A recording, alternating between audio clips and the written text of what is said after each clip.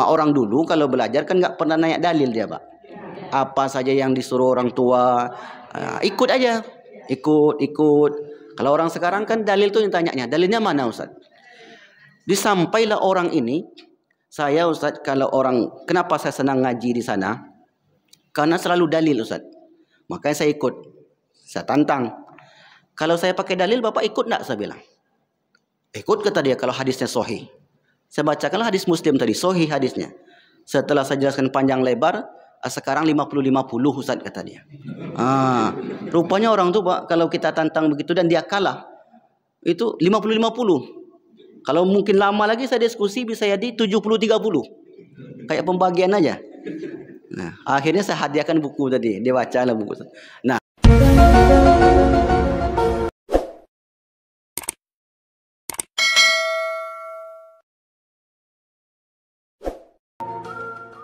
Assalamualaikum warahmatullahi wabarakatuh. Alhamdulillahi rabbil alamin. Khalaqal mauta wal hayata liyabluwakum ayyukum ahsanu amala. Asyhadu an la ilaha illallah wahdahu la syarikalah wa asyhadu anna Muhammadan abduhu wa rasuluhu la nabiyya ba'dah. Bersyukur kepada Allah dengan mengucapkan alhamdulillahi rabbil alamin. Berselawat kepada baginda Nabi, Allahumma salli ala Sayyidina Muhammad wa ala ali Sayyidina Muhammad. Kaum muslimin, Bapak Ibu hadirin hadirat yang dimuliakan Allah Subhanahu wa taala. Insyaallah di pagi yang berkah ini kita kembali melanjutkan kajian perjalanan hidup setelah kehidupan di dunia ini. Sebelum kita masuk ke pembahasan, di tangan saya ada dua buku. Buku ini adalah sebagai hadiah bagi Bapak Ibu nanti yang bisa menjawab pertanyaan saya. Jadi yang bertanya bukan hanya jemaah, Ustadz juga boleh bertanya. Tapi yang pertama ini khusus untuk ibu-ibu dulu. Ya, karena kalau bapak-bapak pasti yang jawab pertama sebelah kanan saya. Karena beliau catat. Prof Fakhri.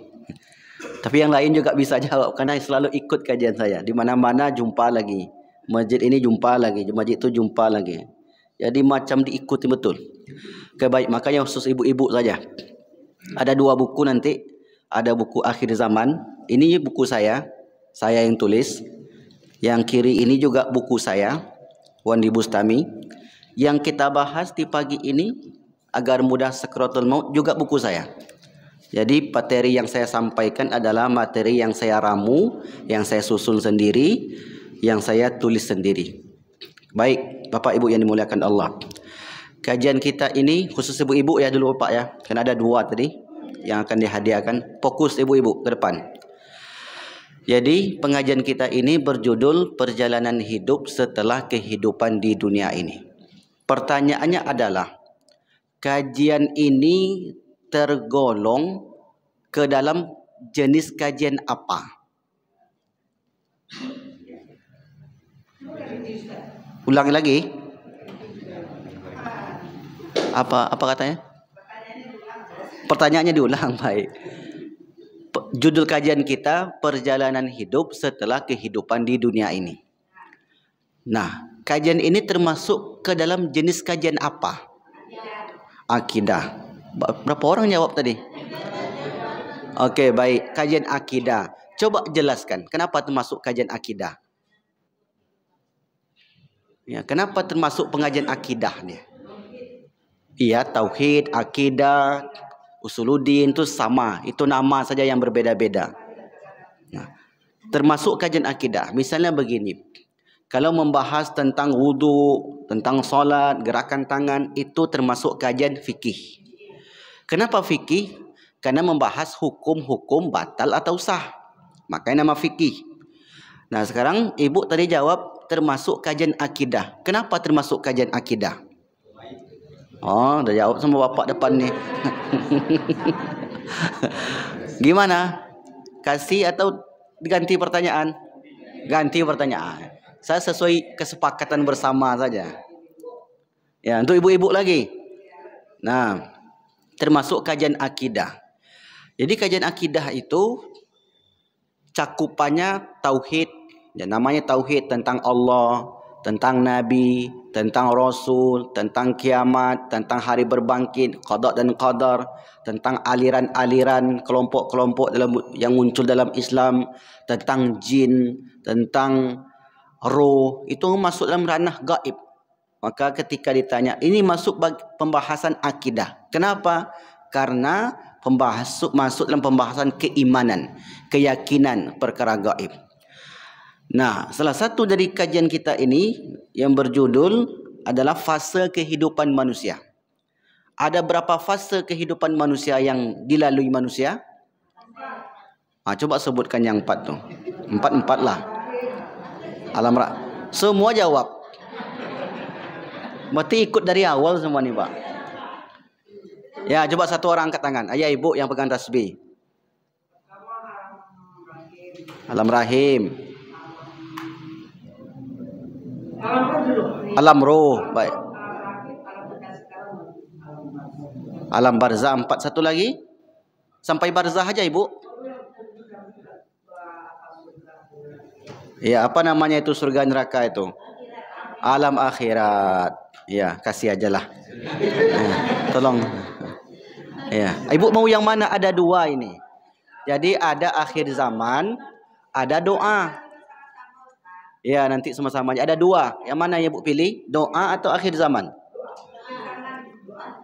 Yang mana nih? Ikhtilaf pula di belakang dulu. Ya, akhir zaman aja lah. Doa terakhir nanti. Oke, baik. Bapak Ibu yang dimuliakan Allah Subhanahu wa taala. Mudah-mudahan bukunya bermanfaat. Ya. Akhir zaman itu sekarang sedang kita bahas di Masjid Nurul Huda karena sudah lama kita mulai dan hampir setiap minggu kajiannya, jadi sudah lebih dulu dia dibanding masjid kita ini. Insyaallah nanti sampai juga kita ke pembahasan itu. Baik Bapak Ibu yang dimuliakan Allah, terakhir pembahasan kita tentang amalan-amalan atau amalan-amalan sunnah setelah penguburan jenazah. Itu terakhir pembahasan. Kenapa masuk pembahasan akidah ini Ustaz? Nah, sebenarnya ini masuk pembahasan fikih. Tetapi karena yang kita bahas itu ada 2 dalam diri manusia. Yang pertama ruh, arwah. Yang arwah ini di mana setelah berpisah dari batang tubuh seseorang, dia akan melanjutkan perjalanannya ke alam lain. Alam lain inilah yang kita sebut dengan alam barzakh atau alam kubur. Alam barzakh atau alam kubur itu sama. Tapi alam kubur dengan kuburan tidak sama. Itu 2 hal yang berbeda sekali. Kalau alam kubur itu alam kehidupan, kubur itu tempat jenazah. Itu kubur. Kalau meninggal ditemui kuburnya, ditemui jenazahnya, ada jenazahnya, kita kubur. Kalau tidak didapati jenazahnya, berarti tidak ada kuburnya. Nah, meskipun orang ini tidak memiliki kubur, tetap berada di alam kubur. Jadi nanti sehingga kita tidak bingung memahaminya. Berarti kalau orang yang dibakar Ustaz, masuk enggak dia ke alam kubur? Ya, tetap. Melalui pertanyaan-pertanyaan tidak Ustaz? Ya. Mendapatkan nikmat bagi orang yang beriman? Ya. Mendapatkan balasan buruk bagi orang tak beriman? Ya. Karena alam kubur itu alam gaib, alam di mana manusia yang ada hari ini dia hidup lagi menuju alam yang keempat. Alam arwah, alam rahim, alam dunia, alam barzakh, alam akhirat. Akhirat itu nanti terakhir. Nah, itu ruhnya lanjut perjalanan. Sementara jenazahnya diurus. Nah, diurus.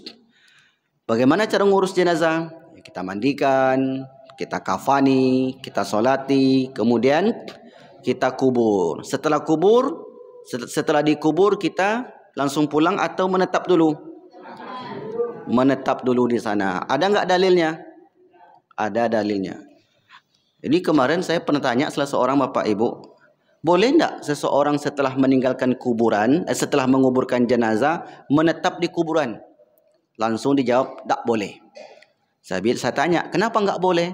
Karena tidak ada dalil. Kalau ada dalil macam mana? Berarti boleh, kata dia. Jadi saya bacakanlah dalilnya, hadis riwayat Imam Muslim. Apabila kalian selesai menguburkan jenazah, maka hendaklah kalian berdiri. Aqama yuqimu, berdiri haula qabri, sekitar kuburanku, qadaramatun haru jazur, selama unta disembelih dan dagingnya dibagikan. Selama itulah perintahnya. Riwayat Imam Muslim. Nah, apa saja amalannya? Pertama kita sebutkan beristighfar. Nah, ini namanya sunnah, bukan wajib. Artinya kalau ada yang melakukan tidak salah. Kalau kita tidak melakukan tidak apa namanya saja sunnah. Masuk masjid ada yang langsung duduk, boleh tidak? Ya boleh. Kalau dia solat lebih baik. Itu namanya pengertian sunnah tadi. Nah, yang kedua yang kita lakukan adalah bertasbih dan bertakbir atau membaca Al-Quran. Di sini ada keterangannya. Yang ketiga, membaca surat Al-Fatihah, awal dan akhir surat Al-Baqarah. Saya tak ulang lagi dalilnya apa, teksnya bagaimana. Nanti Bapak Ibu tengok saja di dalam buku yang dulu. Bapak Ibu beli buku yang ini. Beli buku yang agar mudah Sakaratul Maut. Yang berikutnya, yang nomor 4, menyiram kuburan dengan air. Nah, ini juga boleh. Hadis riwayat Imam Al-Baihaqi, Musnad Asy-Syafi'i, Musnad Al-Bazzar, dan dalam kitab para ulama. Yang berikutnya, menaburkan sesuatu di atas kuburan.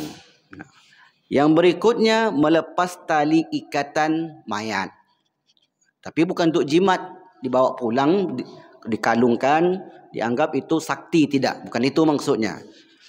Jadi bukan untuk dibawa pulang, untuk jadikan sebagai jimat, simpan dalam dompet supaya nanti dompetnya berisi terus. Itu tidak masuk demikian. Nah, terakhir nomor berapa, Prof? Nomor berapa? Nomor terakhir nomor berapa? Amalan-amalan sunnah setelah penguburan jenazah. Dah lupa. Okey, baik. Nomor 7 lagi. Melapisi mayat dengan kain dilahat. Riwayat Imam Muslim, an Ibni Abbas qala ju'ila fi qabri Rasulillah sallallahu alaihi wasallam qatifatun hamra. Dari Ibnu Abbas berkata, telah diletakkan kain berbulu tebal dan berwarna merah pada kuburan Rasulullah sallallahu alaihi wasallam. Ini hadis yang pertama. Hadis yang kedua, penjelas daripada hadis yang pertama. Ja'far bin Muhammad an abihi qala, berkata, alladzi alhada qabra Rasulillah sallallahu alaihi wasallam Abu Talha, dan yang meletakkan Rasul di lahatnya adalah Abu Talha. Walladzi alqa qatifata tahtahu Syukron maula Rasulillah, yang meletakkan kain merah itu, kain berbulu tebal itu adalah seorang yang bernama Syukron. Syukron itu siapa? Syukron itu adalah seorang budaknya Rasulullah sallallahu alaihi wasallam. Ini jelaskan ni, Syukron adalah budak milik Abdurrahman bin Auf, lalu kemudian dihadiahkan kepada Rasulullah, yang mengatakan yang telah membelikan, yang telah dibeli dari Rasulullah. Abdullah bin Daud berkata Syukron merupakan budak warisan ayahnya, lalu dimerdekakan pada perang Badar. Jadi Syukron inilah yang melakukan ketika Rasulullah meninggal. Rasul itu punya sesuatu yang selalu dipakainya, selendangnya, apa namanya, syalnya, sorbannya, selalu dibawanya. Terkadang digunakan untuk pelindung panas, terkadang digunakan untuk tikar. Kalau beliau berbaring digunakan untuk alas. Dan ini kata Syukron, kemudian saya letakkan ini supaya tidak ada yang memakai setelah itu.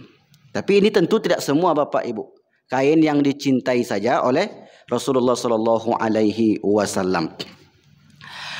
Nah, disebutkanlah dari Al-Waqidi meriwayatkan dari Ali bin Husain berkata, Syukron meletakkan kain beludru bersamaan dengan dikuburnya Rasulullah sallallahu alaihi wasallam. Saat itu saya didatangi seseorang. Ada pesan ayah saya, Ustaz. kata bapak ini. Dia katakan sebelum saya meninggal, baju putih yang selalu saya bawa kemana-mana itu, solat Jumat, solat Idul Adha, bahkan sampai ke Mekah, kata dia, baju yang satu itu nanti dibawakan dengan saya sekalian. Itu pesan dia, ayahnya ini. Ketika saya meninggal dibawakan baju yang satu itu, bukan satu lemari. Ini salah paham, nanti satu lemari masukkan, enggak, yang satu itu. Karena itu baju yang dicintainya. Karena baju itu saya bawa pengajian, saya bawa solat, saya bawa ke Mekah bahkan sampai ke sana. Nah, anaknya ini enggak tanya kenapa. Sampailah penjelasan ini kita jelaskan di sebuah masjid. Beliau dengar, rupanya, ini kesimpulan dia. Rupanya yang diperintah ayah dulu dari riwayat ini. Tak tahu dengar dari mana. Tiba-tiba dia minta saja, nanti baju yang satu ini dibawakan ke saya. Nah, rupanya itu dilakukan dahulu oleh sahabat Nabi. Apa manfaatnya, Ustaz? Ya, sebenarnya kalau dari sisi materi tidak ada manfaatnya. Tetapi itu dilakukan oleh sahabat Nabi. Nah, sahabat Nabi ini namanya hadis mauquf. Artinya kalau ada yang melakukan itu berarti ada tuntunannya. Kalau tak dilakukan, kami tak perlulah Ustaz mubazir, ya, tak ada masalah. Artinya kan hukum ini Bapak Ibu, kalau ada yang melakukan berarti dia boleh-boleh saja. Kalau dia tak lakukan maka tak mengapa. Baik, itu yang ketujuh. Yang kedelapan, menutupi kuburan dengan kain saat meletakkan mayit di lahat. Nah, selama ini kan itu yang kita lakukan. Sebenarnya itu tradisi kita atau memang ada riwayatnya? Nah, hari ini kita jelaskan riwayat disebutkan dalam Imam Al-Baihaqi. An Ibni Abbas, dari Ibnu Abbas qala, berkata, jallalan nabiyyu sallallahu alaihi wasallam qabara Sa'din bi thawbihi. Nabi menutup kubur Sa'ad dengan kainnya. Maksudnya dengan ketika menurunkan tadi. Jadi saat jenazah diturunkan ditutuplah dengan kain yang beliau bawa. Nah, orang kita pakai apa dia biasanya? Pakai kain panjang biasanya. Nah, kain hijau. Nah, Imam Al-Qurtubi dalam kitab Tazkirah pada bab membentangkan kain di atas kubur saat proses penguburan menukil riwayat dari Abdul Razak. Wa dzakara Abdul Razak menyebutkan an Ibni Juraijin an Sa'bin an rajulin anna Sa'ad bin Malik, bahwa Sa'ad bin Malik qala amaran Nabi memerintahkan bisaubin untuk mengambil satu kain, fasatara ala qabri, lalu ditutupkanlah di atas kubur tadi. Rasul perintahkan ambil satu kain ditutup di atas ketika menurunkan jenazah. Hina ketika dufina Sa'du ibnu Mu'az, ketika Sa'ad bin Mu'az dikubur. Wa qala Sa'ad inna Nabi sallallahu alaihi wasallam nazala fi qabri Sa'id bin Mu'az wa satara ala qabri bi thawbin fakuntu fi man amsaka. Maka salah seorang yang hadir ketika itu, Sa'ad juga namanya, kata beliau, sayalah yang memegang salah satu ujung kain itu. Jadi ini perintah ternyata bukan tradisi kita, tapi dilakukan oleh Nabi dan dilakukan oleh para sahabat ketika itu. Dan saya termasuk orang yang memegang salah satu ujung kain itu. Artinya apa Bapak Ibu? Apa yang dilakukan oleh orang tua kita selama ini ternyata memiliki dalil. Itu jadi kesimpulan kita. Cuma orang dulu kalau belajar kan nggak pernah nanya dalil dia, Pak. Apa saja yang disuruh orang tua, ikut aja. Ikut. Kalau orang sekarang kan dalil tuh yang tanyanya, dalilnya mana Ustaz? Disampailah orang ini, saya Ustaz, kalau orang, kenapa saya senang ngaji di sana? Karena selalu dalil Ustaz. Makanya saya ikut. Saya tantang. Kalau saya pakai dalil, Bapak ikut enggak? Saya bilang. Ikut kata dia kalau hadisnya sahih. Saya bacakanlah hadis Muslim tadi, sahih hadisnya. Setelah saya jelaskan panjang lebar, sekarang 50-50 Ustaz kata dia. Rupanya orang tuh Pak, kalau kita tantang begitu dan dia kalah, itu 50-50. Kalau mungkin lama lagi saya diskusi bisa jadi 70-30. Kayak pembagian aja. Nah, akhirnya saya hadiahkan buku tadi, dia bacalah buku. Nah, Jadi ketika menurunkan jenazah, saat menurunkan apa doanya? Allahumma ftah abwabas sama li ruhi fulan. Ya Allah, bukalah pintu-pintu langit untuk arwahnya fulan ini, orang ini. Kenapa kita minta dibukakan pintu langit? Karena roh tadi dibawa ke langit. Ini yang kita bahas sebelumnya. Sementara kita menurunkan jenazah agar jenazah ini mendapatkan tempat yang mulia di sisi Allah Subhanahu wa taala. Baik, yang kesembilan. Yang kesembilan ini di beberapa tempat saja. Nah, apakah ini dalil atau kias? Apa yang kesembilan itu, Ustaz? Azan sebelum menguburkan jenazah. Nah, ini beberapa tempat saja. Bapak Ibu yang dimuliakan Allah, itu bukan dalil, tetapi kias. Nah, kias itu apa? Kias itu adalah perumpamaan. Dikiaskanlah dulu ketika orang lahir ke dunia diazankan, maka ketika akan dihantar diazankan kembali. Itu namanya kias. Nah, itu disebutkan di dalam kitab Ibnu Hajar Al-Haythami Tuhfatul Muhtaj bi Syarhi Al-Minhaj, jilid 1 halaman 461. Kita bacakan teksnya. Waqad yusannul azan, disunnahkan untuk azan li ghairi shalah, selain untuk solat. Nah, salah satunya adalah wa inda inzalil mayyiti, ketika menurunkan mayit li qabrihi, ke kuburnya, kiasan ala awwali khuruji lid dunya, yaitu sebagai kias dia dahulu lahir ke dunia mendengarkan suara itu dan dihantar pula dengan suara yang tadi. Ini bukan dalil. Dalil itu artinya Nabi menyebutkan, sahabat melakukan. Itu namanya dalil. Nah, kalau kias tadi sebagai hukum juga bagi umat Islam. Al-Quran, hadis, itu kan pegangan. Al-Quran yang pertama, landasan hukum. Yang kedua hadis. Yang ketiga kias. Yang keempat ijtihad ulama atau ijma' ulama. Nah, yang 3-4 itu para ulama berbeda pendapat. Artinya kalau ada yang melakukan nanti di kampung-kampung kita, sebenarnya mereka itu tidaklah sedang melakukan perbuatan bid'ah. Tidak. Karena sebagai kias. Dan itu disebutkan dalam kitab Imam Ibnu Hajar Al-Haythami, ulama besar yang hidup di masa dahulu. Baik, berikutnya Bapak Ibu. Ini yang banyak dilakukan oleh orang-orang kita.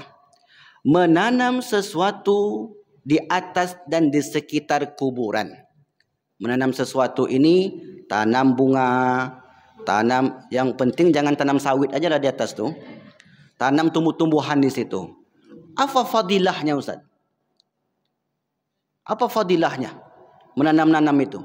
Kalau kita tengok di kampung-kampung kan ditanam tuh Bapak Ibu. Memang bersengaja baru saya dikubur tuh letakkan daun kayu sungkai.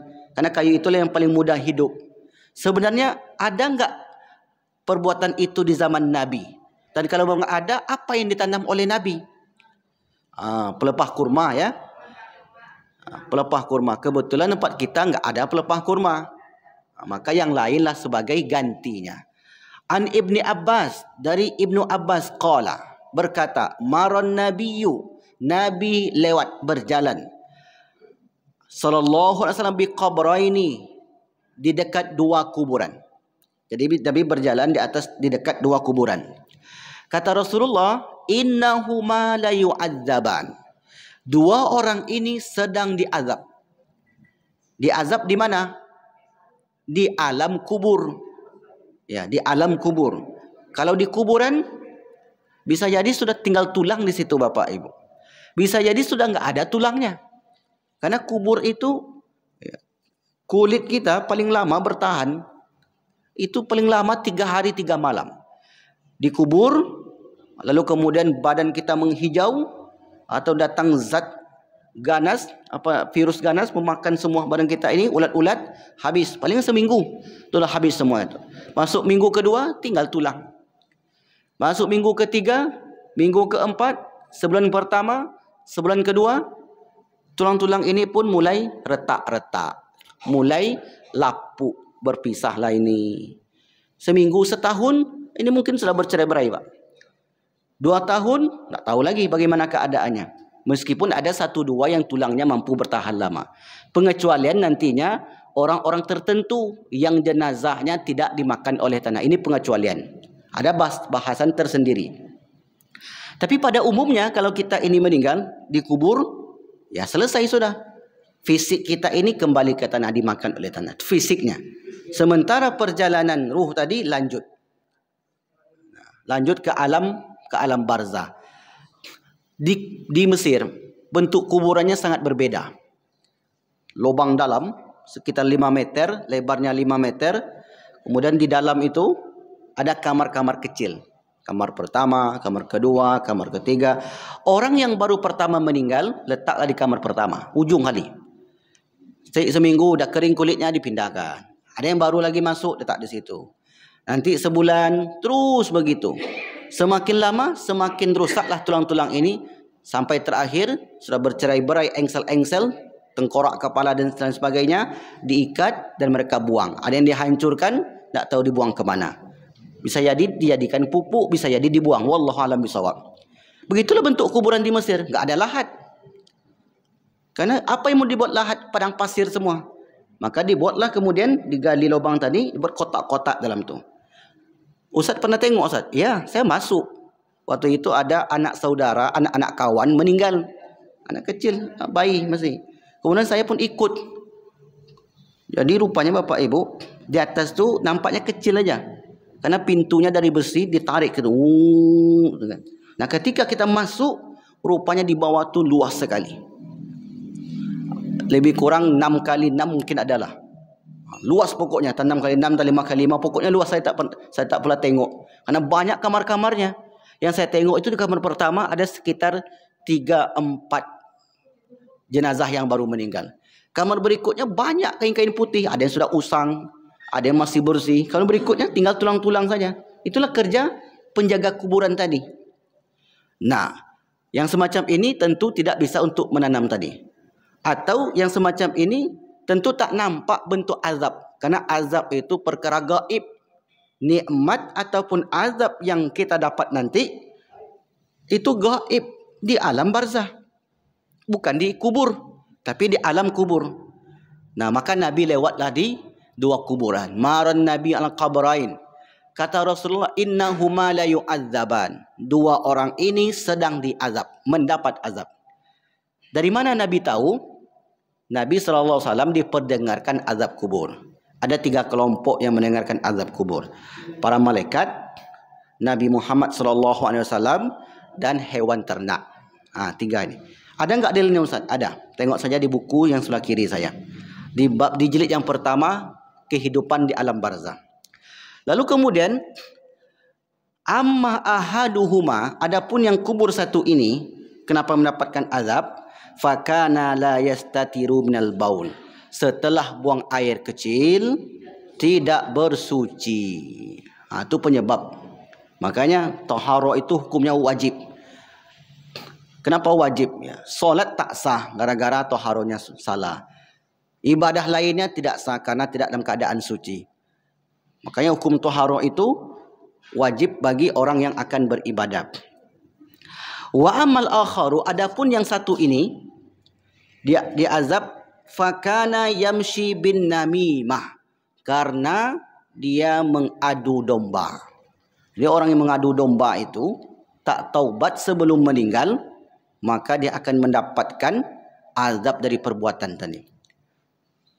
Pembatasnya tu taubat tadi. Kalau dia bertobat tu lain cerita. Apapun kesalahan kita di masa lalu, lalu kemudian kita bertaubat, taubatan nasuha. Ya ayyuhalladzina amanu tubu ilallahi taubatan nasuha. Taubat yang sebenar-benarnya taubat. Tidak ulang-ulang lagi menyesali perbuatan itu dan beristighfar minta ampun kepada Allah. Asa ayyukaffir ankum sayyiatikum. Maka mudah-mudahan Allah menghapuskan kesalahan-kesalahan kalian. Dalam riwayat disebutkan, at-taibu min dzanbi, orang yang bertaubat dari dosa-dosanya, kama la dzanba lahu, seperti orang yang tidak berdosa, yang tak bisa hilang kesalahan dengan manusia, hutang piutang itu tak bisa. Tapi kalau dengan Allah tinggal solat dulu, tinggal puasa. Misalnya karena belum belajar tauhid, ketika dapat musibah, bukan malah beristighfar, bukan malah bersabar, tetapi dia malah menyalahkan Allah. Ngapalah Allah ini kok kasih saya banyak musibah? Kenapa kasih saya sakit? Kenapa begini? Dulu dia belum belajar, kemudian dia insaf, taubat, dan tinggalkannya itu semua. Maka Allah Subhanahu Wa Taala menghapus kesalahannya tadi. Yamshi bin namimah, mengadu domba. Lalu kemudian summa akhadha jaridatan ratbatan fashaqqaha nisfain. Kemudian Rasulullah mengambil pelepah kurma yang masih basah, yang masih hidup.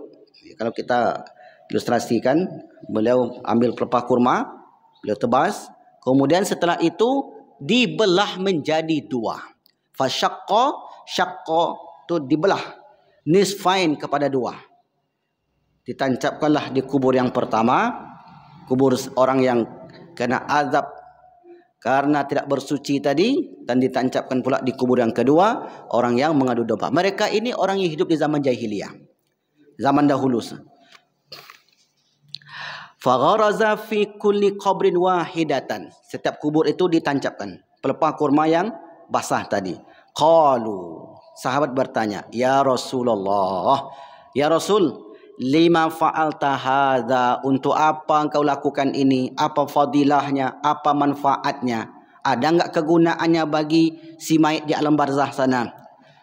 Qala la'allahu, mudah-mudahan yukhaffifu anhuma ma lam yaibasa, mudah-mudahan dapat meringankan orang yang berada di barzah, dua orang ini, selama pelepah kurma ini belum kering. Malam yai basah itu, ya basah itu artinya kering, lam itu tidak, belum kering. Artinya apa? Selama pelepah kurma itu masih hidup tadi, maka dia kemudian beristighfar, memintakan ampun bagi penghuni kubur. Kenapa demikian Bapak Ibu? Karena mereka bertasbih, yusabbihuna bihamdih. Mereka walakin la tafqahuna tasbihahum, akan tetapi kalian tidak mengerti bagaimana tasbihnya makhluk-makhluk Allah yang lain. Itulah penyebabnya Bapak Ibu. Kenapa orang kita menanam itu? Ya, apakah di tengahnya tadi ataupun sekelilingnya. Tapi kalau nampak betul semaknya sudah tinggi, tenggelam pula kubur tu, jangan pula sampai begitu. Ya, sekedarnya saja. Supaya kita tidak takut nanti ketika ziarah kubur. Nah, ziarah kubur bagi perempuan boleh tidak? Ya boleh. Kenapa tak boleh? Tapi nanti perempuan meraung-raung di sana, Ustaz. Yang meraung-raung ya nggak boleh. Karena terkadang orang tu pukul rata Bapak Ibu. Nggak boleh perempuan ziarah kubur, karena nanti sana bergolek-golek dia. Nggak boleh perempuan ikut mengantarkan jenazah ke pekuburan, karena nanti dia menangis-nangis. Kemudian dia golek-golek situ, koyak bajunya. Itu yang nggak boleh. Karena dulu di zaman jahiliyah itulah yang terjadi. Makanya kemudian Rasulullah melarang, jangan ziarah kubur bagi perempuan, karena imannya lemah ketika itu, karena Islam belum tersebar luas. Tapi kemudian Rasul sampaikan, fazuruha, sekarang ziarahlah. Karena ziarah kubur itu 3 manfaatnya. Tudzakiru anil maut, mengingatkan mati. Wa tudzakiru anil akhirat, mengingatkan akan akhirat. Wa tuzahidu fid dunya, membuat kita hidup zuhud di dunia. Dulu ada kawan saya duduk di sini, sekarang sudah berangkat dia. Kita tengok kuburannya, membuat kita teringat, oh Masya Allah, saya juga nanti akan ikut dia. Dulu sama-sama mengaji dulu yakin, sekarang sudah berangkat duluan. Masya Allah, saya juga nanti akan susul dia. Nah, semua kita akan menyusul tanpa terkecuali. Orang biasa, pejabat, orang miskin, orang kaya, ya, guru besar, guru kecil, itu masuk tuh Pak. Ini semua akan menyusul, nggak ada yang tinggal. Ya, nggak ada yang tinggal di dunia ini. Makanya dunia disebut tempat meninggal, bukan tempat tinggal. Makanya ada istilah para ulama, bisa nak kita booking tempat kita di surga? Ya bisa. Di sini kita booking, kita tentukan. Karena untuk nanti itu ditentukan dalam kehidupan dunia. Banyak dia menanam ketika di dunia. Banyak dia beramal. Insya Allah banyak dia panen. tak ada ditanam. Tentu tak ada yang dipanen. Apa yang mau dipanen, Pak? Tak ada yang ditanam. Ada yang menanam itu mulai dari muda, dikumpulkan sampai dia meninggalkan kehidupan dunia ini. Sedikit. Solat 5 kali sehari, bukan sekali 5 hari. Solat dia sedikit. Ada zikirnya pula sedikit, baca Qurannya sedikit, infak sedekahnya sedikit, hajinya ada pula. Ketika di checklist nanti satu persatu. Solat lain ada. Berapa kali? 5 kali sehari. Ayah kau sekali 5 hari. Kau ngir lu. Kita data dulu yang lengkap aja. Yang lengkap persyaratannya. Puasa Senin Kamis, bulan Ramadan ada Senin Kamis. Checklist lah. Ini contoh aja nih, Pak. Ini gambaran karena ditanya itu kan satu persatu. Haji ada, alhamdulillah dapat pula haji yang mabrur. Haji mabrur ini bagaimana ini? Al-hajju al-mabrur laisa lahul jazaa'il jannah. Ini haji yang mabrur ini tidak ada balasan kecuali surga. Mau dapat tiket, Pak, langsung tiket ke surga. Tapi nanti di alam akhirat tetap dia melalui proses dulu. Ada orang yang langsung bangkit dari kubur alam akhirat, ada yang langsung ke surga tanpa hisap. Ini tak banyak jumlahnya, cuma 70.000 orang saja. Nah, selebihnya tetap melalui proses. Tengok lagi, umroh ada pula umroh yang diterima. Sedekah wakaf ada, Masya Allah, beruntung sekali. Terus satu persatu ada semuanya. Lengkaplah catatan orang ini, maka kemudian dia pun mendapatkan tiket menuju surga. Tiketnya dia berangkat sendiri-sendiri atau beramai-ramai? Kalau sendiri-sendiri egois sekali dia. Beramai-ramai, Bu. Berjamaah, berkloter-kloter. Ada enggak dalilnya? Ada enggak dalilnya, Pak? Masuk surga berkloter. Tengok Quran surat yang ke-39. Tengok. Quran surat yang ke-39. Ayat 71, 72, 73. Pak Imam hafal, Pak Imam? Di kampung-kampung kita tuh selalu dibaca ayat ini, Pak. Wasiqal ladzina taqau ila jannati zumara. Digiringlah orang-orang bertakwa itu menuju surga zumara. Zumara itu apa artinya? Zumar. Berbondong-bondong, Pak. Berkloter kalau bahasa sederhana, ya kan? Kloter pertama masuk surga, kloter Masjid Nurul Yakin Hang Tua. Dah. Siapa yang pertama? Ketuanya dulu. Nih. Kan dia yang membuat. Siapa lagi? Imamnya. Baru jamaah. Saf yang paling depan pertama, Pak. Bagi laki-laki saf yang pertama. Karena itu yang utama. Makanya kalau kita lagi solat, ada saf kosong, tak boleh menyuruh orang. Kita ambil langsung. Karena al-itharu fil ibadah mamnu'. Mendahulukan orang dalam ibadah itu enggak boleh. Pak, bapaklah maju. Enggak, saya harus maju, saya ambil. Terkadang orang kan, Pak, bapak aja ke depan katanya. Itu prinsip yang kurang tepat. Karena dalam kaidah usul fiqh, nanti tanya Dr. Mawardi, dalam beribadah itu kita yang dulu. Al-itharu fil ibadah mamnu'. Memudah-mudahkan orang, bapak aja dulu ya, bapaknya. Enggak, saya dulu. Karena yang pertama nanti soft berukuran.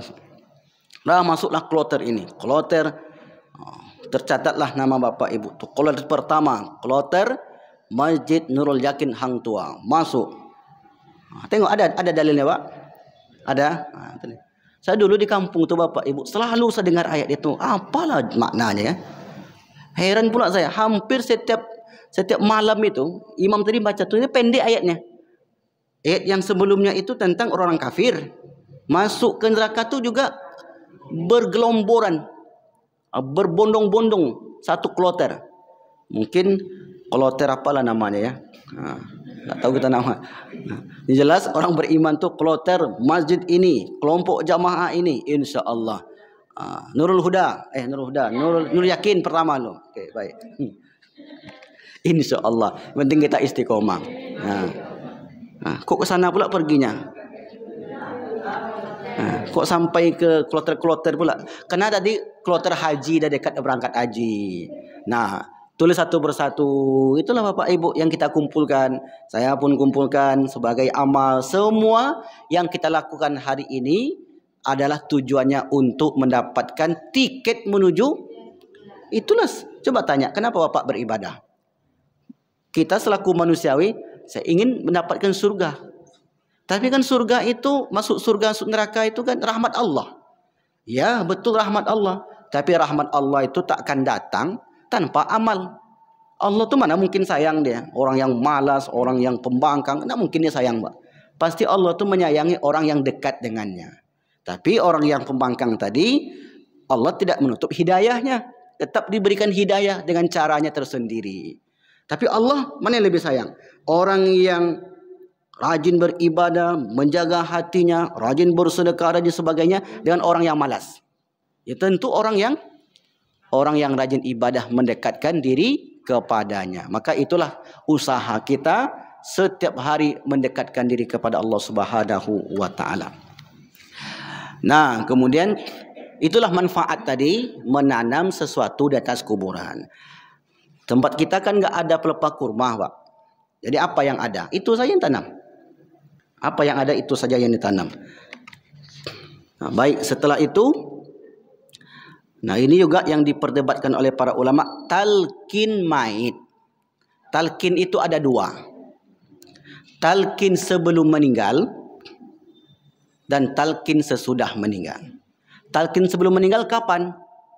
Ketika sakratul maut. La ilaha illallah. Yang talqin ini tak ada ulama yang tak sepakat. Semua sepakat ditalqinkan. Tapi talqin setelah dikubur, ini berbeda. Sebagian sepakat, sebagian tidak. Nah, kita baca yang sepakat saja. Dan yang tak sepakat, tak perlu kita baca. Tinggal kita, saya enggak mau buat, dah selesai. Nah, kalau yang buat macam mana? An Sa'id ibni Abdullah al-Audi. Dari Sa'id bin Abdullah al-Audi. Qala, berkata, syahidtu, aku menyaksikan. Abu Umamah ini sahabat Nabi. Wa huwa fin naz'i, ketika naza'. Naza' artinya ketika nyawanya di kerongkongan. Faqala, beliau berkata ketika naza' itu, idza ana muttu, apabila aku telah meninggal nanti, fasna'u bi, maka lakukanlah terhadapku, kama amarona, sebagaimana Rasulullah perintahkan, an nasna'a bimautana, untuk melakukan apa yang sudah dilakukan kepada mayat yang sebelumnya, orang-orang yang sudah meninggal sebelumnya. Apa yang dilakukan dulu Nabi, buat juga nanti kepadaku. Ini yang berkata siapa? Abu Umamah. Afan. Ya, Abu Umamah ketika dia naza'. Siapa yang menyaksikan ini? Namanya Sa'id bin Abdullah al-Audi.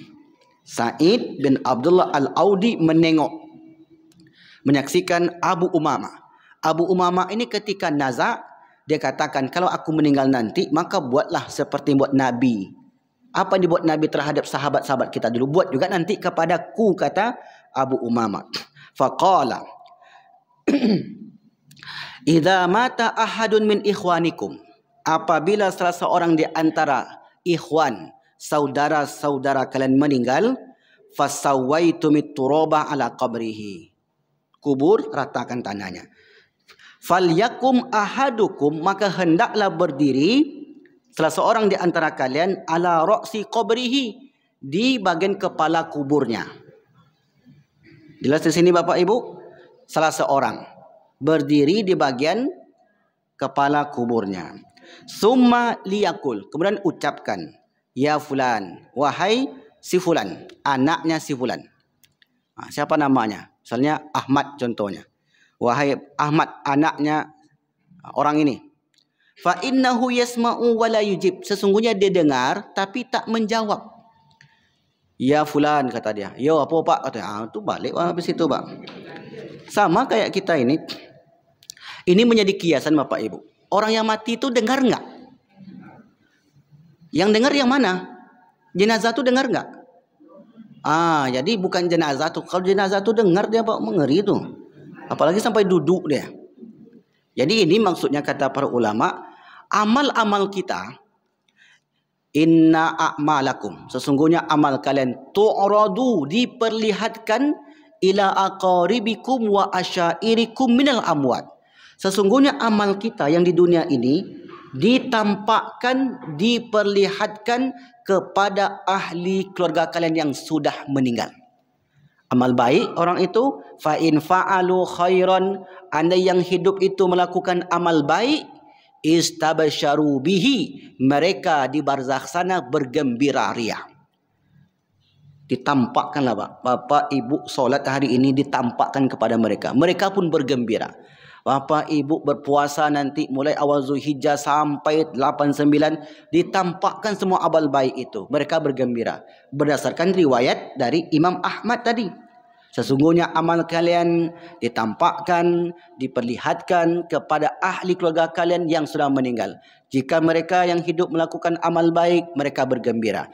Jika yang hidup itu melakukan amal buruk, mereka berdoa, Allahumma la tumithum hatta hadaitahum. Ya Allah, kata mereka, jangan engkau wafatkan ahli keluargaku itu sampai mereka mendapatkan hidayah. Oh, sampai segitu Bapak Ibu. Nah, ini hadis ini siapa yang bantah? Ini hadis Nabi, bukan pendapat ulama. Oh, enggak begitu maksudnya Ustaz. Jadi maksudnya gimana? Jelaskanlah. Oke, baik. Wala yujib, yang tak dengar. Sama seperti ini Bapak Ibu, kisah ketika jenazah Abu Jahal dan beberapa jenazah yang meninggal di perang Badar dimasukkan ke sumur. Ingat kisahnya? Ini selalu disampaikan mungkin oleh Ustaz Sutrisno Badrun. Ketika jenazah itu sampaikan, kalian Abu Jahal, abu-abu yang lain, ala-lape alun apa yang janjikan Tuhan kalian tuh. Sahabat nanya, ya Rasulullah, mereka dengar enggak? Iya, mereka dengar, kata Nabi. Tapi yang itu enggak dengar. Ya tentu kalau itu kan dah mati. Fisik ini kan dah mati. Mereka dengar, mereka ditampakkan apa yang sudah mereka buat itu. Tapi mereka tidak bisa menjawab, kata Nabi. La yujib. Tapi mereka tak bisa menjawab. Summa yaqul ya fulan bin fulan fa innahu yastawi qa'idan. Sesungguhnya dia duduk. Teks ini jangan pahami letterlek. Duduk dia di kubur itu, macam mana dia duduk? Sama semacam ini Bapak Ibu. 7 langkah meninggalkan kuburan, malaikat datang. Ya nak Bu? 7 langkah meninggalkan kuburan, malaikat datang. Betul tak Pak? Ibu-ibu betul tak? Itu tak betul. Kalau 6 langkah berarti enggak datang. Kalau 5 langkah berarti enggak datang. Kalau kuburannya dijaga security berarti enggak datang-datang. Kalau kuburan samping masjid ramai terus, macam mana Pak? Kalau ada orang kaya sebelum dia meninggal, nanti kalau saya meninggal maka tolong kontrak security, kata dia, 10 tahun untuk jaga kuburan saya. Untuk apa Pak? Kata anaknya. Ayah, kata dia, supaya kuburan saya tidak didatangi malaikat mungkar nangkir. Kalau mesti 7 langkah. Enggak begitu. Bukan 7 langkah. Karena orang meninggal itu proses tanya jawabnya di barzakh. Kubur tadi sebagai tanda, sebagai keberadaan kita pernah hidup di dunia ini. Baik. Yastawi qa'idan, dia pun duduk. Ya fulan bin fulan arsyidna rahimakallah walakin la tash'urun. Tapi mereka tak mengerti, memahaminya. Faqul, maka ucapkanlah, uzkur ma kharajata alaihi minad dunya. Ingat apa yang kamu bawa dari dunia ini. Syahadatan alla ilaha illallah, bersaksi tiada Tuhan selain Allah, wa anna Muhammadan abduhu wa rasuluh. Muhammad hamba dan rasulnya. Wa annaka radita billahi rabba wa bil islami dina wa bi Muhammadin nabiyya wa bil Qur'ani imama. 4 inilah pokoknya. Tentang Allah, tentang Nabi, tentang agama, tentang Al-Quran. Ada yang bertanya, Pak, jangankan yang dah mati Ustaz, yang hidup yang hidup aja tak mendengarnya, apalagi yang mati. Memang tak mendengar. Kita tadi katakan ini dilakukan oleh sahabat Nabi. Persoalannya bukan dengar atau tidak.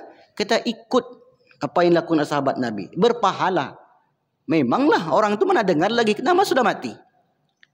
Nah, yang mendengar itu yang mereka di barzah. Makanya nanti orang yang di barzah itu mereka menyesal. Kenapa dulu saya tak beramal? Nanti pembahasannya ketika sampai di alam barzah. Nah, itulah yang dijelaskan oleh para ulama bahwasanya mereka kalau ada yang mentalkinkan di lingkung kita melakukan itu tujuannya mengikut apa yang dilakukan oleh sahabat ini. Tapi kalau kami tak buat macam mana Ustaz? Ya tak ada masalah. Tak ada problem. Namanya tadi kita sebut sunnah yang dilakukan oleh sahabat-sahabat dahulu. Baik Bapak Ibu yang dimuliakan Allah. Tinggal satu lagi. Nah, talqin mayit yang terakhir doa. Namanya doa tasbit. Dalil Al-Qur'annya Quran surah Ibrahim ayat 27. Yusabbitullahu bil qauli tsabiti fil hayatid dunya. Hadisnya riwayat Imam Abu Daud. Doa tasbit itu maknanya doa pengokohan. Kita minta kepada Allah, mudah-mudahan orang yang ditanya wasalulahu bitasbit, mintakan kepada orang ini tasbit, pengokohan. Fa inal ana yus'al, karena sekarang dia sedang ditanya. Kita punya anak kita sudah belajar dengan dosen di sekolah, sudah beli buku, sudah diskusi dengan kawan-kawannya. Besok ujian. Ketika akan ujian, dia pun malamnya telepon ayah maknya. Mak, doakan saya ya, supaya besok saya kuat menghadapi ujian. Padahal yang ujian itu bukan maknya tadi, hanya doa saja. Minta supaya dia mampu menjawab ujian. Nah sekarang kita minta kepada Allah, ya Allah, mudah-mudahan ayah, mak, kawan kami ini mampu menjawab pertanyaan-pertanyaan yang diajukan oleh malaikat. Nah, kita bermohon kepada Allah. Dikabulkan atau tidak bukan urusan kita. Karena pengkabulan itu ya tergantung Allah. Makanya kita disebut hamba yang lemah. Kita minta kepada Allah, mudah-mudahan Allah kabulkan. Kalau tidak Allah kabulkan, ya terserah Allah. Karena itulah tanggungjawab kewajiban kita selaku manusia. Kita doakan orang-orang yang sudah meninggal. Boleh tidak mendoakan mereka? Banyak sekali dalilnya, dan berkali-kali sudah kita sampaikan manfaat fadilah dalil Al-Quran ataupun hadis mendoakan orang yang sudah meninggal. Kalau tak percaya, suruh dia mati dulu. Nah, itu lagi obatnya Bang. Karena dalil sudah kita sebutkan ayat hadisnya. Itu penjelasan kita pada pagi ini. Jadi ada lebih kurang 12 amalan sunnah. Ya, satu termasuk qiyas tadi, azan, yang dapat kita lakukan setelah penguburan jenazah. Baik, pertanyaan ini boleh bagi siapa saja. Coba sebutkan 6 dari yang 12 itu. Ya, silakan Ibu. Mak, koncang Ibu tuh. Ya, 1. Assalamualaikum warahmatullahi wabarakatuh. Waalaikumsalam. Pertama istighfar. Istighfar. Ya. Istighfar. Bertasbih dan takbir. Baik, 2. Ketiga, baca Al-Fatihah atau baca Al-Quran. Baik, 4. Menyiram air di dalam kubur. Di dalam kubur? Gimana dalam kuburnya namanya? Di atas kuburan. Sesuatu dan menabur sesuatu. Iya.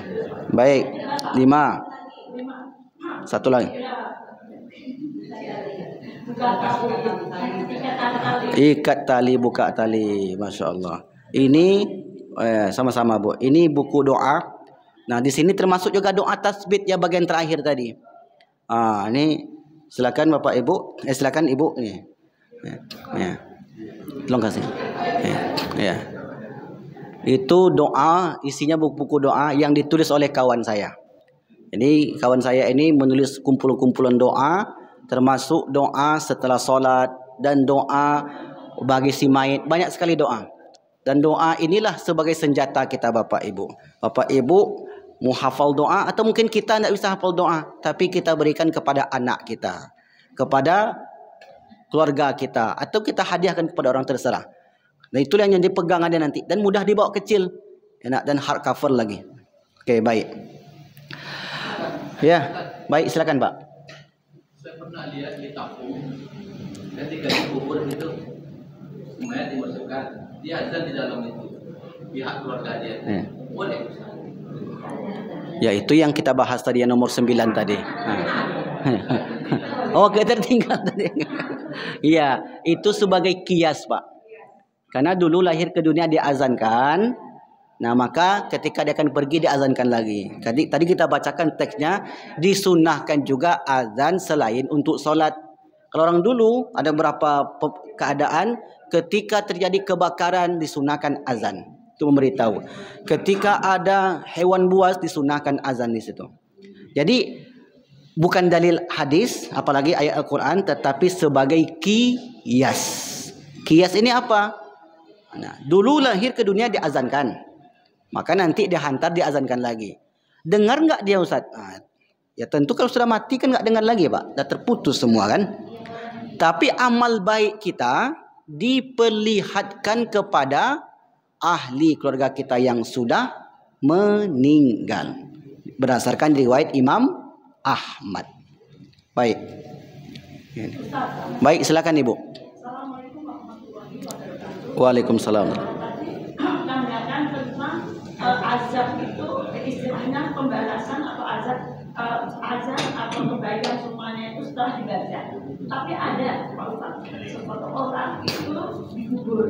Ada itu ada salah satu benda ketinggalan di dalam kubur, akhirnya dibongkar. Baik. Setelah dibongkar dari beberapa itu dinampakkan bahwa jenazah itu sudah membakar atau di lantai-lantai apa.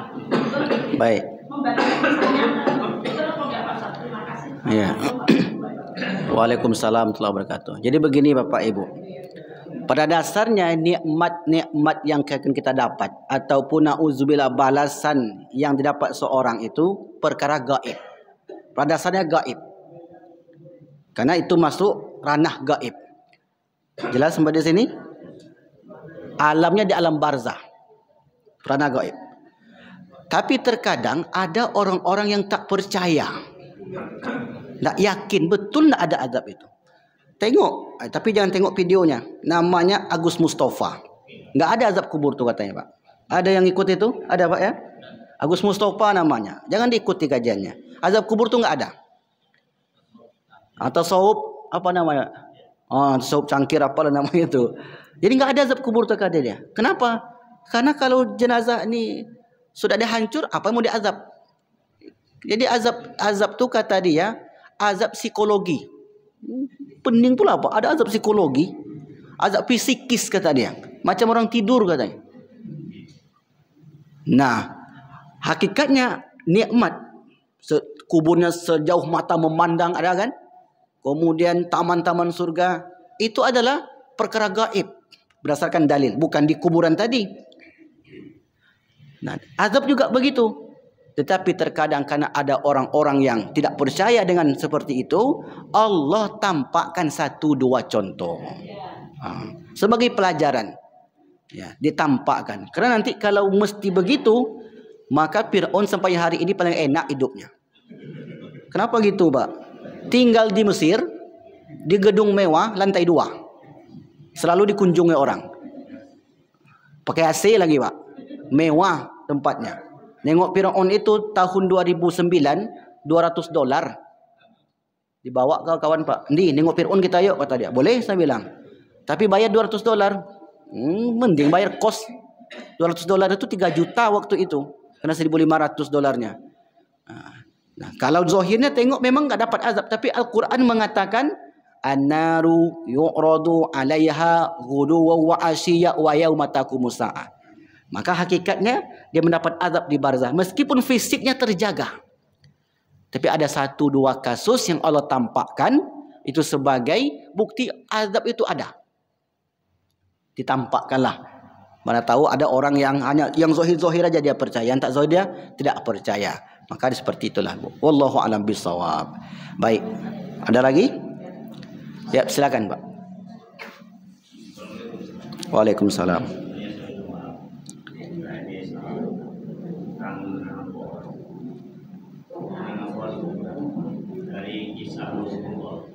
Baik. Iya.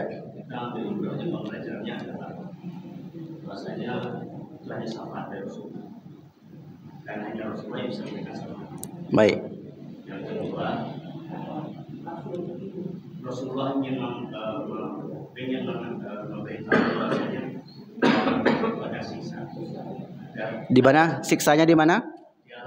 Ya, di alam kubur ya. Bukan di kuburan kan? Ya, baik.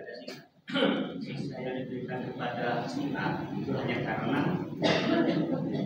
pahalanya tidak tuntas, tak beres. yang kedua orang sudah mengandung anak. Iya. Rasulullah memberikan pembelajaran ini. Tapi saya belum pernah membaca dalam sebuah hadis dimanapun Baik. tentang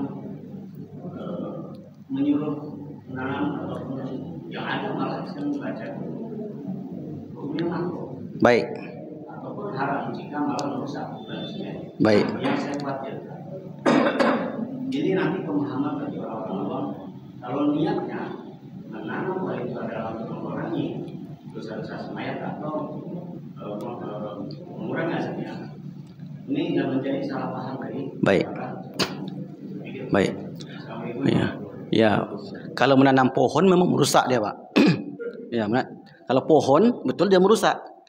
Ya, karena pohon itu kan besar dia akan pecah kebun. Jadi yang dicontohkan oleh Nabi,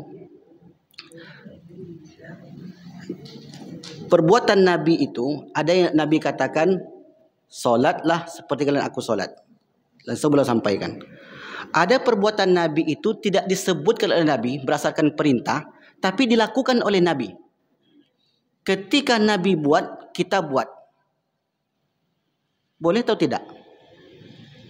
Tapi Nabi tak ada sebutkan, tapi Nabi lakukan. Nah, saya kembalikan dulu Bapak Ibu. Nabi melakukannya. Kemudian kita tiru apa yang dilakukan Nabi itu. Boleh tidak? Boleh. Kenapa boleh? Kenapa sunnah? Karena dibuat Nabi. Ya. Perbuatan. Karena kan pengertian hadis Nabi itu apa yang diucapkan, apa yang dilakukan, bagaimana sifatnya. Nabi berjalan santai cepat, Pak. Ada nggak nyuruh kita jalan cepat dia? Ada nggak? Tapi dalam kitab Syama'il Muhammadiyah yang ditulis oleh Imam At-Tirmizi, Nabi itu kalau berjalan kencang. Nah, kemudian kalian apa namanya umat Islam berjalanlah cepat seperti saya. Kan nggak begitu? Cepat. Nah, kita tiru itu. Maka meniru ittiba namanya. Meniru apa yang dibuat Nabi itu, maka itu ittiba. Rupanya Nabi buat tadi seperti kubur nyiram tadi, Pak. Nyiram tadi. Nabi buat. Kita boleh nak buat? Kalau ada yang buat, ya kenapa Bapak buat? Ya karena ada hadis Nabi buat. Tapi ada enggak perintah? Nah, kembali ke yang tadi. Hadis itu adalah apa yang dikatakan oleh Nabi min qaulin au fi'lin, perbuatan Nabi. Nah, menyiram itu termasuk perbuatan Nabi enggak? Perbuatan Nabi. Menanam tadi termasuk perbuatan Nabi enggak? Perbuatan Nabi. Jelas di sini? Ya, berarti apa yang dilakukan oleh Nabi maka boleh kita tiru. Semua, makanya sebut sunnah.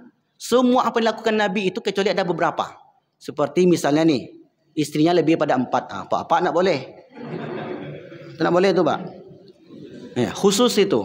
Tapi kalau menanam tadi kita ikuti pula. Maka kita sudah melakukan apa yang dilakukan oleh Nabi. Tapi kalau sampai merusak, ya tak boleh sampai merusak. Makanya sebut pelepah kurma. Nah, apakah itu kekhususan Nabi yang melakukan itu? Kalau begitu, apakah itu dengan syafaat dari Nabi? Kata Nabi, mudah-mudahan orang ini, ada dua makna di situ, doa. Yang kedua ada mengatakan, maka di situ para tumbuhan ini bertasbih kepada Allah Subhanahu wa taala. Jadi kalau sempat sampai merusak, ditanam di situ kebun sawit saya bilang tadi. Pokok sawit, pendurian, apalagi yang besar-besar, pokok mahoni. Kalau itu ya enggak, Pak. Sampai merusak dia enggak boleh. Jadi jelas sampai di sini. Wallahu a'lam bishawab. Ya. Jadi memang itulah pengertian hadis, apa yang diucapkan Nabi, apa yang dilakukan Nabi, bagaimana sifatnya, bahkan diam Nabi pun, Nabi diam nih. Kalau Nabi itu senyum, apa namanya? Kalau Nabi itu ketawa, Nabi tak ada suruh begitu. Tapi karena Nabi sifatnya seperti itu kita tiru. Namanya ittiba. Mengikut apa yang dibuat oleh Rasulullah SAW. Wallahu a'lam bishawab. Ini yang saya ketahui tentang permasalahan hadis. Baik, mungkin ada lagi?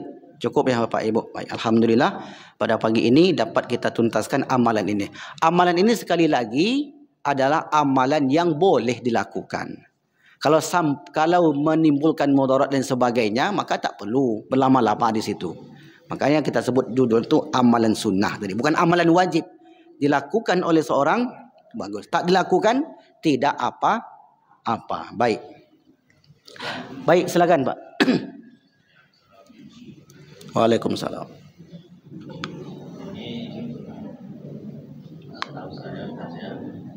Baik. Baik.